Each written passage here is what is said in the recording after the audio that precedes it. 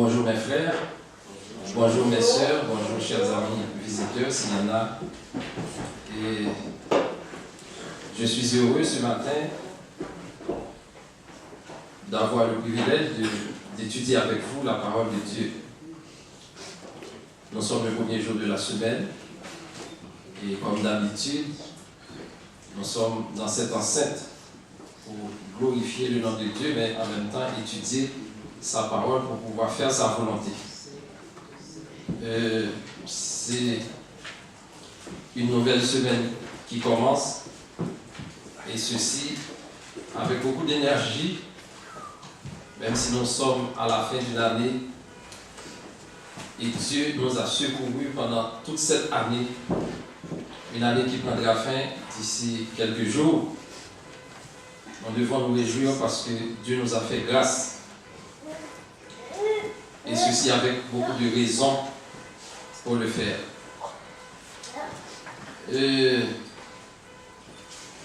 Alors, on va commencer à étudier la parole. Et ce matin,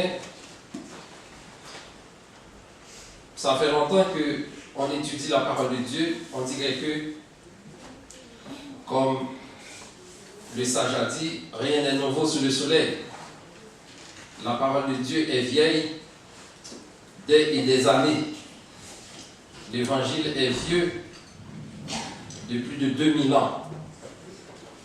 Mais c'est la seule chose, la seule parole qui ne vieillit jamais. Parce que l'âme de l'homme a toujours le même besoin. Et par conséquent, seulement la parole de Dieu est constituée comme une nourriture. Même si on lit un texte plusieurs fois, Dieu a toujours un message pour nous. Il y a toujours quelque chose à apprendre de la parole de Dieu. Et je dirais que le fait qu'on soit à la fin d'une année, tout le monde ici s'est fait de projets au cours de l'année, engagement et tant d'autres. Mais si je pouvais considérer une toute petite question, à savoir que, et de tous ces projets, est-ce que, concernant chacun de nous, pendant cette année, nous n'avons jamais passé un jour sans faire connaissance avec la Bible, sans lire au moins un verset de la parole de Dieu? Eh bien, si ce n'était pas le cas, et si ce n'est pas le cas, il faut ajouter ça à votre projet. Parce que je vois mal un chrétien qui marche avec Dieu passer un jour sans manger spirituellement. Amen. Et ceci, si ça ne faisait pas partie de votre projet pendant l'année 2018, inscrivez ça en lettres d'or. S'il y a quelque chose que vous ne devriez pas oublier, frères et sœurs, en tout cas, je vous invite le plus tôt à commencer le 1er janvier. Dites-vous en vous-même, je ne vais pas passer les 365 jours sans pas ouvrir la Bible pendant ces 365 jours. Et si vous ne l'avez pas fait, je vous conseille à le faire. Et ceci, vous n'aurez rien à perdre, si ce n'est que gagner.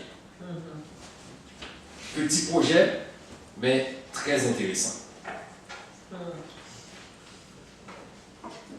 Mes frères, alors ouvrez vos Bibles dans Jacques chapitre 5.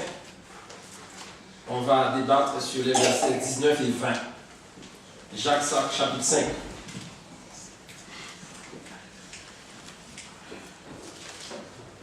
Jacques, l'apôtre du Seigneur, a déclaré: mes frères, mes sœurs, si quelqu'un parmi vous s'est égaré loin de la vérité, qu'un autre l'y ramène. Sachez que celui qui ramène un pécheur de la voie où il s'était égaré sauvera une âme de la mort et couvrira une multitude de péchés. Je reprends.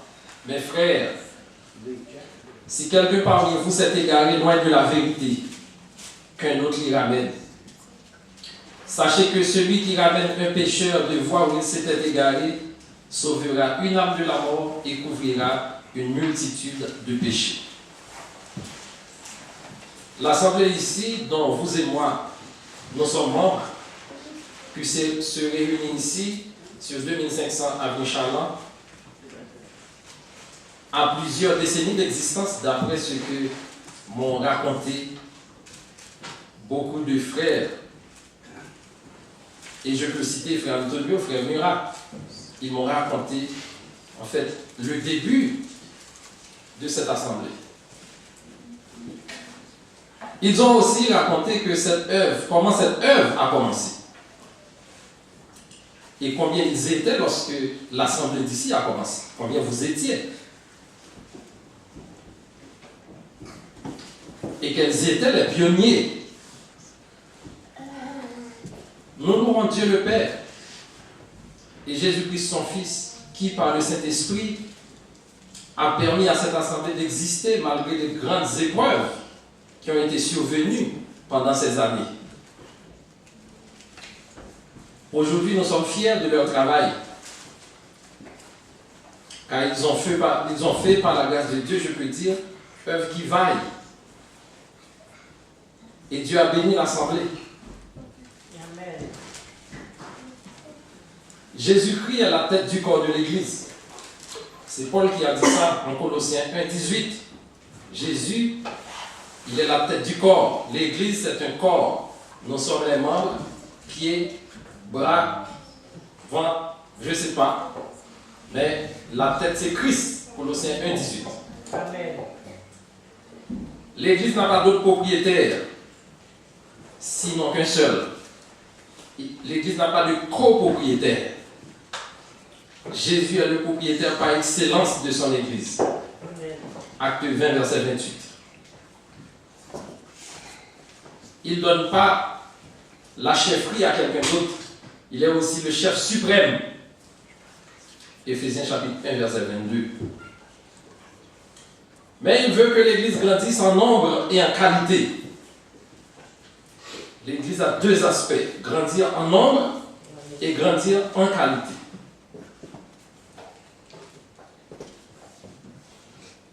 Quand nous regardons l'Assemblée ici, après ces années, nous disons que la doctrine est standardisée. Je ne suis pas un évaluateur, mais je n'ai que 4 ans ici, à cette Assemblée, et je peux dire qu'il n'y a rien de différent entre ce que j'ai appris de la doctrine du Seigneur et ce que l'Église ici enseigne.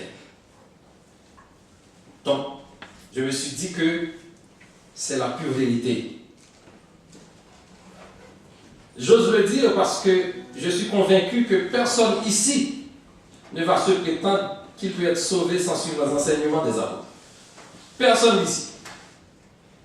Si quelqu'un pouvait se croire être sauvé sans suivre les enseignements des apôtres, eh bien qu'il cherche une autre assemblée parce que ici on l'enseigne. Amen. Alors nous travaillons pour tenir l'assemblée locale à l'existence. Mais la grande question, est-ce que c'est suffisant? Sans hésiter, je répondrai non. Il y a deux façons pour faire grandir une assemblée. En nombre et en qualité. Comment faire grandir une assemblée en nombre? Premièrement, c'est partir en quête de nouvelles âmes. C'est évangéliser. C'est faire connaître Jésus à d'autres âmes qui sont dans l'inconnu. Mais une évangélisation stratégique, une évangélisation méthodique. Deuxième chose pour faire grandir une assemblée du point de vue numérique, c'est de consolider ceux qui sont sauvés. Parce que dites-moi, si on fait l'évangélisation à outrance dehors et que pendant l'année, 5 personnes, 5 âmes viennent à Christ. Et puis pendant la même année, 6 personnes qui sont dans l'assemblée partent, quittent Christ.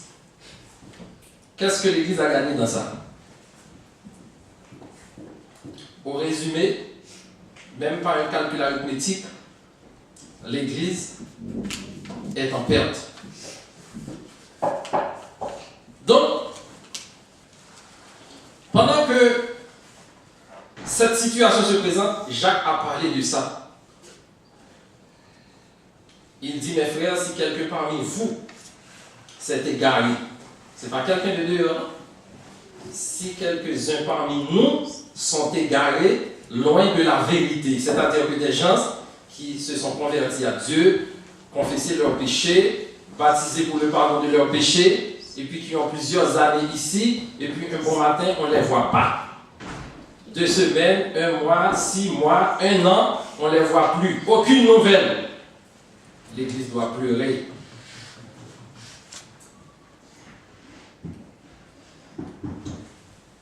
Mais vous pouvez me dire que frère Evolus, je ne suis pas d'accord avec cette approche parce que Jésus dit laissez les livrets grandir avec le blé.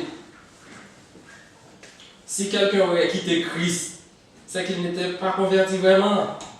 Il y a des gens qui ont ce discours et qui disent ça. Ça veut dire que c'est ce qu'on appelle l'évangile je m'en fous.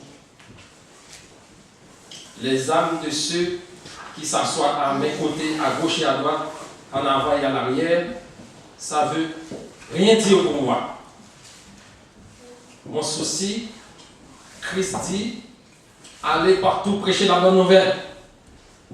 Eh bien, je suis intéressé à ça. Mais consolider l'Église, ça c'est pas mon travail. Maintenant, quand cela arrive, quelle sera notre responsabilité en tant que sœur, en tant que frère, dans la famille de Christ? Et quand nous lisons la Bible entre les lignes, surtout dans l'épître de Jacques, nous voyons que Jacques a touché l'idée de restaurer ceux qui s'égarent. Vous savez qu'est-ce qu'on restaure? On restaure une vieille maison.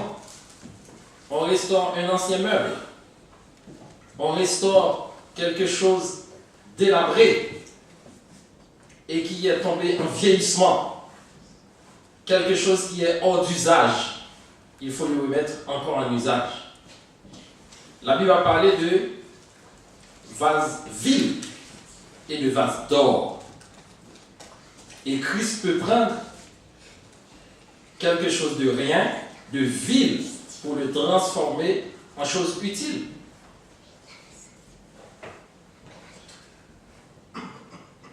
Tout au long de l'épître, Jacques a parlé de la différence que la foi peut faire dans notre vie de tous les jours. La foi peut faire la différence dans les épreuves, dans l'emploi de notre langue, la langue ici, dans l'écoute, la mise en pratique de la volonté de Dieu, dans l'amour de notre prochain. Et maintenant, la Bible, à travers Jacques, nous suggère que tout cela n'est pas un simple exercice académique, c'est quelque chose qui demande l'Esprit de Dieu, mais un véritable appel à l'action, parce que quelqu'un qui s'engage dans l'œuvre de Dieu, c'est quelqu'un qui doit être proactif. Proactif. Parce que si on résume l'évangile seulement, et la fidélité ou bien la régularité dans les services seulement, sans s'engager, frères et sœurs, vraiment à consolider. Parce que, au fur et à mesure que j'ai réfléchi comme chrétien, je comprends que Dieu nous donne chacun vraiment quelque chose. Autrefois, je me suis réfléchi pour dire que, mais qu'est-ce que... La Bible dit que Dieu donne un don à chacun. Mais j'ai rencontré beaucoup de personnes qui me disent, oh, mon cher, j'ai regardé à gauche, j'ai regardé à droite, j'ai rien trouvé en moi vraiment. On dirait que Dieu m'oublie. Parce que, aide-moi à savoir qu'est-ce que je peux faire. Est-ce que tu vois quelque chose que Dieu me donne comme don? Frères et sœurs, la Bible ne ment pas. Le Saint-Esprit donne, qui est l'administrateur des dons par excellence, qui distribue les dons, donne un don à chacun. Et ceci, vous ne saurez imaginer que quelqu'un qui est tombé dans découragement, là au sein de l'Assemblée, comment vous pouvez faire remonter cette âme qui est descendue à un niveau le plus bas. Et ceci, par vos encouragements, par des appels. Vous pouvez ne pas le faire avec 2 frères ou 3, Mais quand même, si vous remarquez qu'il y a quelqu'un qui est en décrescendo, excusez-moi le terme, bon, comment je peux le dire, qui est sur une pente descendante, si vous voulez. Parce que sur le plan spirituel, la route n'est pas toujours droite. Parfois, il y a des pentes, mais il y a aussi des chutes. Et par conséquent, nous en avons besoin les uns des autres. Et c'est pourquoi la Bible a parlé de notion de corps. Si vous êtes confortable comme chrétien, si on est confortable comme chrétien en nous-mêmes, en faisant une évaluation parfois fausse ou modeste, je ne sais pas, mais quand même, sachez-le que vous pouvez être utile vous-même à un membre de l'Église. Vous sentez qui est en chute libre ou qui est sur la pente descendante. La Bible enseigne clairement que la possibilité pour le chrétien de s'égarer existe. Ce n'est pas par le fait qu'on est converti à Christ et puis ça ne va pas baisser. Frères et sœurs, ne vous y trompez pas. Si c'est le cas, si vous croyez, si vous entendez, il y a un évangile, ou bien d'autres qui enseignent que quand vous êtes sauvés, eh bien vous êtes sauvés pour toujours, quelle que soit votre situation, ne vous fiez pas à un tel message. Parce que la vie chrétienne est une lutte. Et ceci, arrangez-vous pour rester dans la course. Et c'est pourquoi la vie éternelle, l'évangile est comparé avec, Paul a parlé de quelqu'un qui est dans une course. Il a parlé de l'athlète. L'athlète doit se battre s'il veut remporter la couronne. Ce n'est pas parce qu'on devient chrétien que Satan renonce à son travail. Attention. En fait, il s'applique encore plus à détruire cette personne. Lisons 1 Pierre 5, verset 8. C'est des textes que nous sommes habitués avec, mais vous allez voir que est-ce que Satan renonce à son travail? 1 Pierre chapitre 5, verset 8 et Hébreux 10, verset 26-27. Donc, la Bible nous exhorte comme chrétiens que la possibilité de quitter la route existe si nous ne travaillons pas Dieu. Lisez pour moi 1 Pierre chapitre 5 verset 8, celui ou celle-là qui l'a dit. Soyez sots, veillez votre adversaire le diable, rôde comme un lion rougissant, cherchant qui il devra. Votre adversaire, notre adversaire Satan, le diable, rôde autour de nous. Rôde autour de nous. Dieu est esprit, Satan est esprit. Dieu est invisible, Satan est invisible. Sachez-le, pendant que Dieu est parmi nous, lui, il est là. Et il n'est pas là pour sa raison. Le texte dit, qu'est-ce qu'il fait? Il cherche qui il dévorera. Qui il dévorera. Maintenant, ce qui, il y a un jeu, c'est que le chrétien se trouve au milieu, Dieu est à sa droite, Satan est à sa gauche.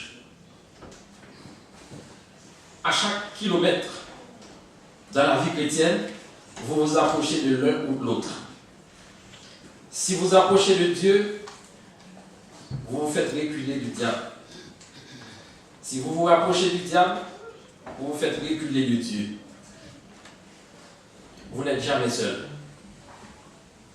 Maintenant, c'est qui vous accompagne? Quel est votre accompagnateur? Parce que Satan, le diable, le fait que vous soyez convertis, il ne renonce pas à son travail. Quelqu'un a trouvé Hébreux 10, verset 26-27. Si nous péchons volontairement après avoir reçu la connaissance de la vérité, il ne reste plus de sacrifice pour le péché. Mais il attend du jugement et la l'heure d'un feu qui dévorera les rebelles.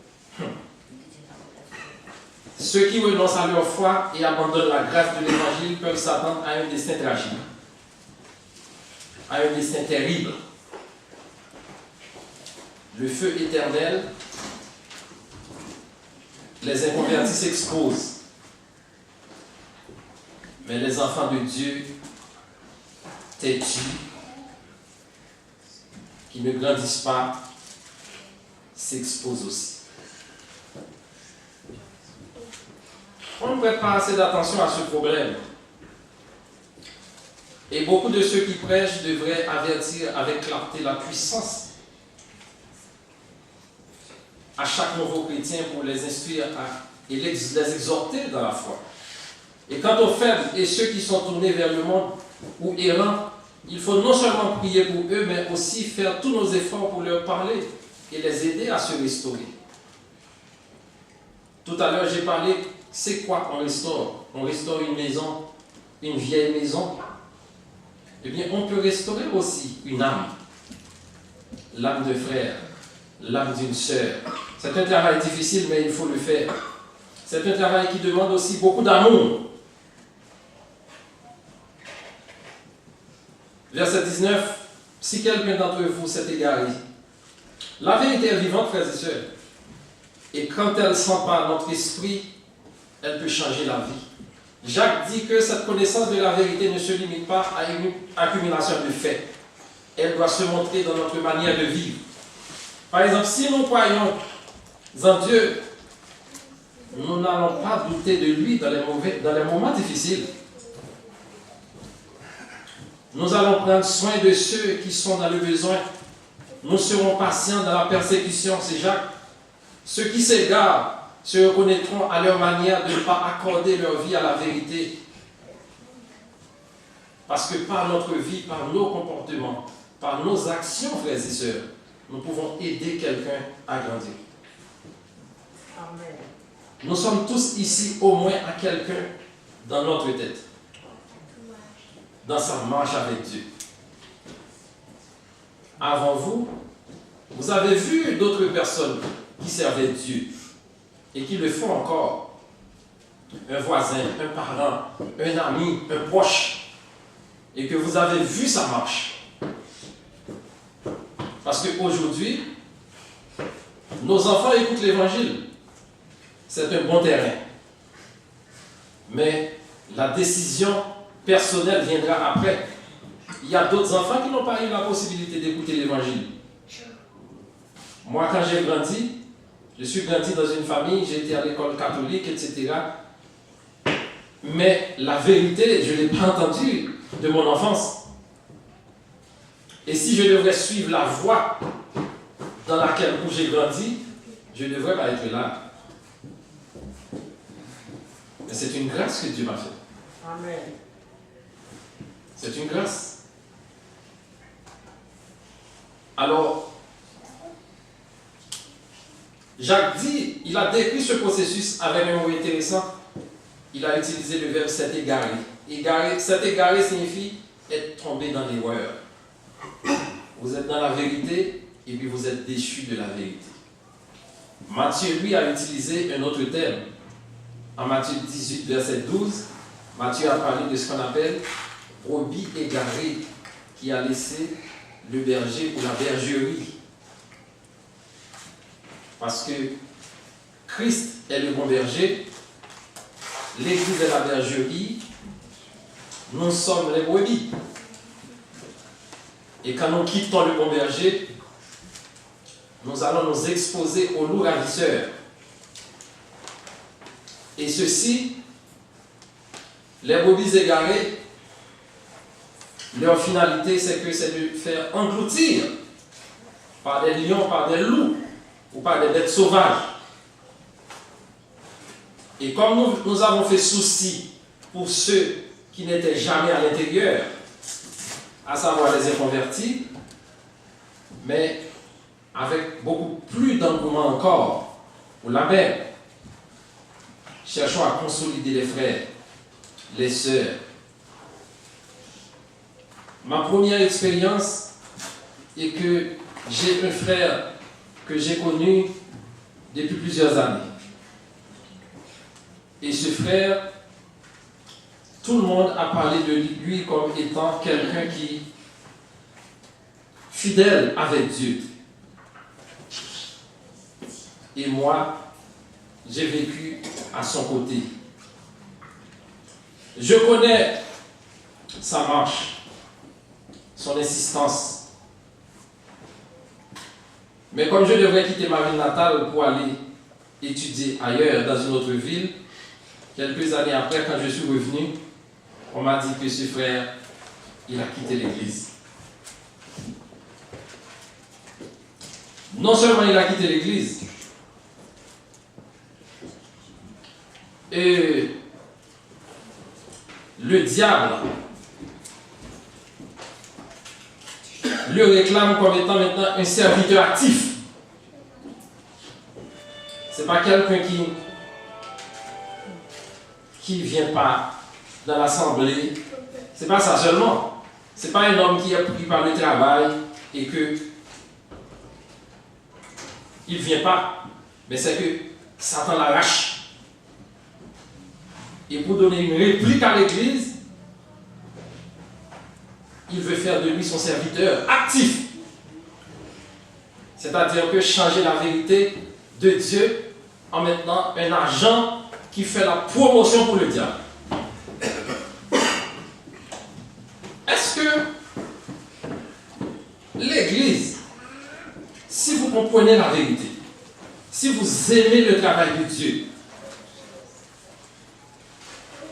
un beau matin, un frère, une sœur qui chante la gloire de Dieu avec vous, qui adore, qui est très zélé ici, proactif, et puis vous l'entendez parler de quelque chose d'autre qui est totalement contraire avec ce que vous avez prêché, ou bien nous avons entendu ici, frères et sœurs.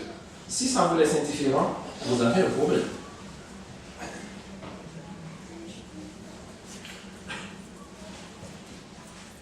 Et ce frère était même possédé par le diable.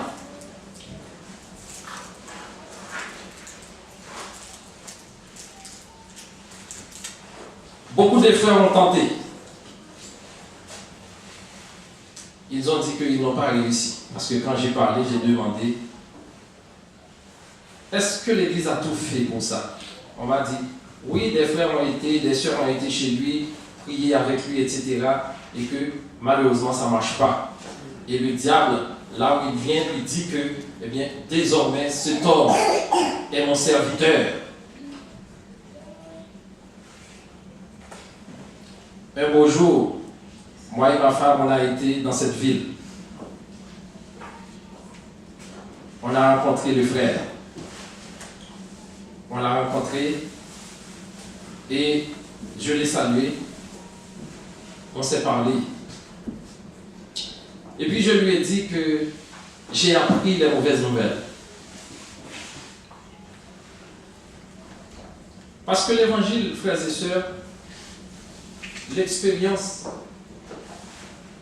la force, et comme si on peut penser que l'évangile est théorique, comme si, oh, je viens d'écouter l'évangile, etc. Ça me réjouit le cœur. Mes frères et sœurs, Dieu a besoin plus que ça de nous. Parce que nous sommes des adorateurs. Et frère Frédéric est en train d'étudier le vrai. La vraie adoration. Mais j'étais rentré dans cette ville avec ferme conviction que mon Dieu est capable encore. Parce que je ne sais pas pour les autres, mais moi je me suis dit que Dieu va donner la réponse. On va parler. Et j'ai même pris une image pour dire à certains frères de cette assemblée, ah, comment Satan rentre dans l'assemblée, il prend un frère qui dirige, un frère qui prêche, un frère qui prie, un frère qui préside la Sainte Seine, il est parti avec, vous constatez que Satan, le diable, a fait ça. Et que l'Église a fait quoi?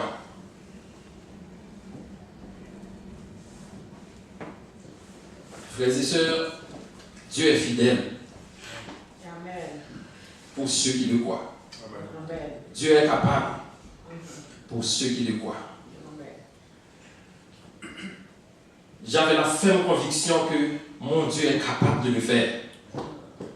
Et je me suis dit, on n'a pas besoin d'être nombreux. J'ai appelé ma femme et je lui dis que on va prier pour ce frère et Dieu va le ramener encore à l'église.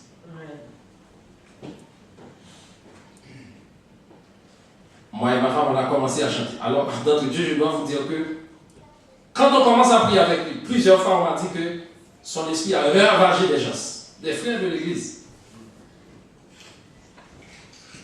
Ils ont couru. Tu t'imagines que... Alors, l'évangile s'étudie aussi par le témoignage. C'est pourquoi je ne suis pas hors du sujet. Mais l'église doit comprendre quelle est donc la puissance que Dieu nous donne. Et quelle est l'importance quand un frère quitte, une sœur quitte l'assemblée, quelle est notre responsabilité. On se soucie pour les âmes qui se perdent dehors. Mais, et ceux qui quittent l'assemblée, armons-nous de la puissance de Dieu, parce qu'il est capable encore. Eh bien, pendant qu'on prie pour ce frère, son esprit vient.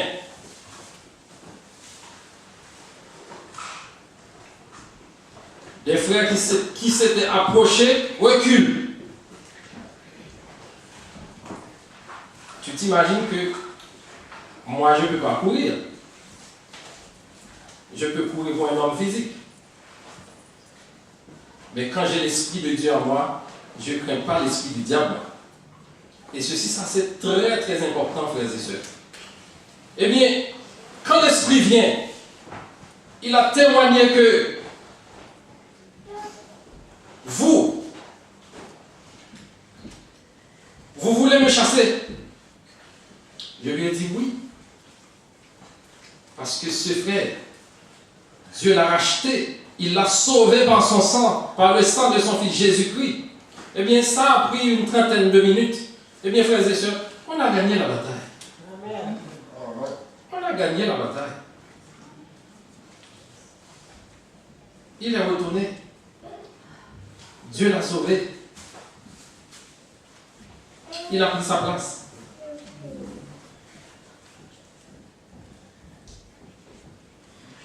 Beaucoup considèrent le chrétien comme une sorte de cow-boy, quelqu'un qui n'a besoin, dans la lutte spirituelle, qui n'a besoin de personne. Or, cette idée, on ne peut plus fausse. Nous avons besoin les uns des autres. Amen. Parce que personne d'ici, si quelqu'un prétend être fort, il est plus faible que la faiblesse. Mais en Christ, frères et sœurs, nous avons la force. Amen. Nous avons la force en Christ. Il ne s'agit ni de moi ni de vous, mais de Christ. Que ce soit Hébreux 10 ou Galates 6.1, tout cela signale que nous avons une responsabilité spirituelle les uns envers les autres. Nous sommes à l'aise, comme chrétiens, de parler avec d'autres de tous les sujets du monde. Amen. Avec un frère. Parce que parfois, on doit se questionner. Si j'ai passé 30 minutes à parler à quelqu'un et puis jamais le nom d'église n'a été mentionné dans cette conversation. Un frère alors. Pas dans le sens d'une conversation administrative ou autre, etc. C'est loin de là. Mais comment appeler un frère, une sœur, et puis on parle de tout, mais sauf comment est la vie spirituelle. Parce que, et c'est difficile parfois de l'expliquer, de le dire, comment on mène ce combat. Parce que la personne, l'interlocuteur peut penser que pour ne pas faire voir sa faiblesse, il cache ça. Ou bien, nous, on peut être orgueilleux si on voit sa faiblesse. Ou bien, on est peu puissant devant sa situation. Et chez moi, j'ai une liste. Et une liste très longue. Une liste de prières. Et ceci, je crois que la bénédiction de Dieu vient pour celui qui soutient les autres. Parce que, en réalité, nous en avons besoin les uns des autres, frères et sœurs. Amen. Et si nous sommes ici, c'est que nous avons une responsabilité. Et notre responsabilité, à gauche ou à droite, le frère ou la sœur, en fait, a besoin de vous pour vous aider à vous remonter, à lui redonner l'espoir Parce que ce n'est pas parce qu'on est à Christ et que Satan va renoncer à son travail. Et par conséquent, nous, armons-nous de la parole de Dieu. Amen. Une intervention à temps peut sauver de la mort une âme égarée. Dans le Nouveau Testament, la mort décrite par l'apôtre, ça fait mention à la perte de l'âme. Ce que le péché peut faire à la vie, c'est la mort. Le péché peut retrancher une personne de la communion avec Dieu. L'enfant de Dieu égaré qui persiste dans ses péchés tombe dans la semence ou sous la sentence de mort. Frères et sœurs, ce n'est pas parce qu'on est plus puissant. Si on se croit être fort, eh bien, c'est alors qu'on est faible. Mais cependant, si on se croit avoir, en fait, la force de Dieu pour faire les choses, et le souci des autres, le souci des âmes des autres, Dieu ne va pas nous laisser orphelins. Non. Parce que c'est lui qui donne les moyens. Dieu donne les moyens. Mais il faut avoir la volonté. Amen. Il faut avoir la volonté. Amen. Et en conclusion, combien est grande la différence de restaurer une maison qui est délabrée et une âme à restaurer. Mais il faut le faire avec beaucoup de travail, avec beaucoup d'efforts. C'est aussi la même différence qui existe entre deux chrétiens qui s'étant égarés de la vérité. L'un a été ramené et l'autre pas. Parce que quelqu'un l'a aimé. Un chrétien ayant abandonné Dieu a été transformé. Et ceci, ce n'est pas l'attitude que le Père va avoir lorsque le brebis égaré est retourné. Mais c'est comment le prendre. C'est qui va le chercher. On n'a jamais posé cette question. C'est qui va le chercher. Frères et sœurs, aller chercher un frère qui est parti, une sœur qui est partie, ne se résume pas seulement à la prière. Si vous pensez que seulement, nous prions pour lui, nous prions pour elle, nous prions pour lui, nous prions pour elle, Dieu va le ramener. Eh bien, au lieu de sortir à faire l'évangélisation, prions seulement. Et que Dieu va ajouter des âmes ici. Amen. Mais notre responsabilité, frères et sœurs, nous devons toucher directement un frère égaré, une sœur égarée. Le toucher directement. Et ceci, c'est une responsabilité. C'est une responsabilité. Vous pouvez tout essayer et que ça ne marche pas. Parce que Paul a dit, qui fait lever? C'est Dieu. Nous pouvons passer toute une année. Nous évangélisons 10 000 personnes. Aucune âme n'est venue à Christ. Mais nous faisons notre travail. Amen.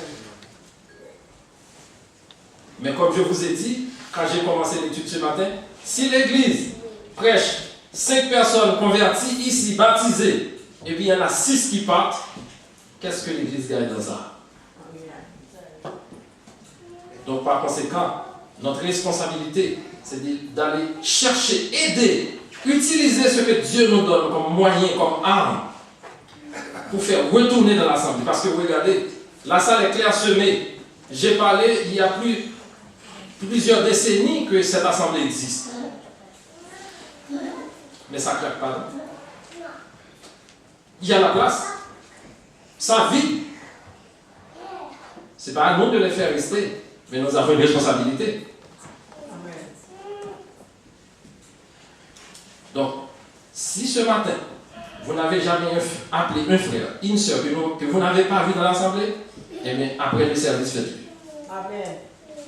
Si vous n'avez jamais essayé de toucher un frère que vous n'avez pas vu, une soeur que vous n'avez pas vu pendant 4, 5, 6 mois, il n'est pas malade, tu n'as aucune nouvelle d'elle, c'est que la route n'est pas bonne. Et frères et sœurs, notre responsabilité, c'est de le toucher par quel que soit moyen. Amen. Vous pouvez faire et que cela ne donne pas de résultat, mais au moins faites votre travail.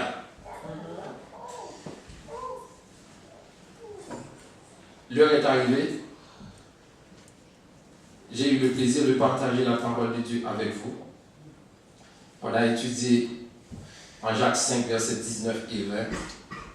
Si quelqu'un parmi nous s'est égaré loin de la vérité et que quelqu'un d'autre l'y ramène, sachez que celui qui ramène un pécheur à la vie, eh bien, où il s'était égaré, cette personne-là sauvera une âme de la mort et il couvrira aussi une multitude de péchés. Parole de Jacques. Si vous avez une intervention, quelque chose, dans 3 minutes, je vous écoute mes frères, je vous écoute mes sœurs.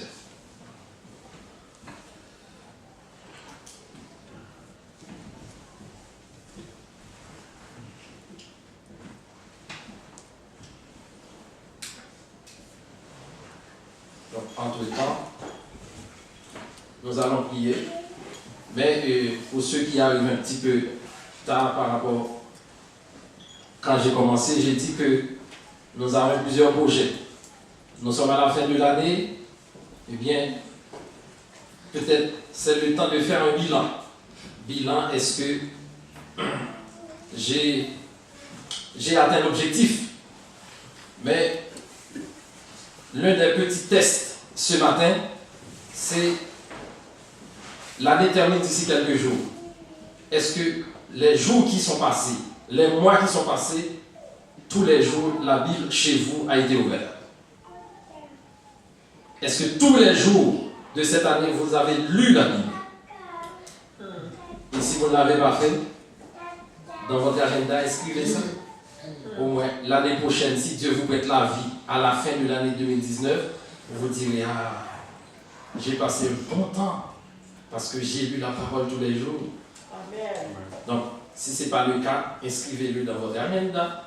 Et que au moins, tous les jours, la Bible s'est ouverte et la parole de Dieu s'est lue. Vous en avez parlé au moins à quelqu'un, à quelques-uns. Et ce sera là la réjouissance de vos âmes. Parce que, frères et sœurs, ne fuyons pas notre responsabilité. Parce que ne soyons pas si confortables et que les autres âmes meurent en Christ. Prions le Seigneur. Yahweh notre Père, dans le nom de Jésus, ton Fils crucifié, nous te remercions ce matin parce que tu es le professeur par excellence. Tu es l'intelligence même, tu es la sagesse, tu es la connaissance. À chaque fois que nous avons la possibilité, Seigneur, d'étudier ta parole, de la lire, nous nous sentons ressourcés parce que nos corps sont faibles, nos chairs sont faibles. Nous sommes des êtres faibles. Nous sommes des êtres finis et toi, Seigneur, tu es l'infini. Et c'est pourquoi, à chaque fois que nous nous approchons de toi, Seigneur, nous nous reculons du diable. Et à chaque fois, Seigneur, nous te laissons, nous nous faisons rapprocher de notre camp. Mais tu nous appelles pour le salut éternel, non pas pour perdre nos âmes. Aide-nous, s'il te plaît, dans cette bataille. Ouvre nos yeux, Seigneur, pour que nous sachions le fait que nous soyons convertis, ça ne retire pas, Seigneur, le diable de son travail. Et comme Jacques a dit, il rôde autour de nous, il cherche en qui il dévore. Ne permets pas, Seigneur, que nous soyons ses proies, mais donne-nous la force et le Saint-Esprit pour marcher fidèlement avec toi. Seigneur, nous savons qu'il y a plusieurs qui ont goûté la vérité et le diable les a enlevés de nos seins. Nous savons que, Seigneur, ils ont goûté aussi le succès de l'Évangile parce que l'Évangile est bon. Et comme ton apôtre a dit, s'il est voilé pour ceux qui périssent. Mais pour nous qui sommes sauvés, il est une puissance. Amen. Seigneur, tu ne changes pas. Tu es le même dire aujourd'hui éternellement. Et comme tu l'as pris dehors pour les emmener ici, Seigneur, à ton Église, par ta puissance, nous te supplions, Seigneur, de réveiller en eux de ce sommeil de mort. Qu'ils soient retournés, Seigneur, dans ton travail. Qu'ils soient retournés, Seigneur, dans ta gloire. Et qu'ils continuent la bonne marche, malgré les temps difficiles. Nous savons que, Seigneur, et que tu ne nous as pas promis, et que le fait de t'accepter, d'accepter Jésus dans notre vie, Seigneur, que tout ira bien. Mais donne-nous la force. Nous ne te demandons pas, Seigneur, de nous épargner des persécutions ou des preuves dans la vie. Mais nous te demandons de nous donner la force, Seigneur, pour surmonter ces difficultés.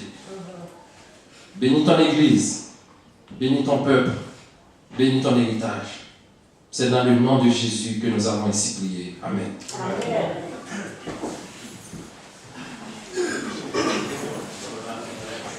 Alors,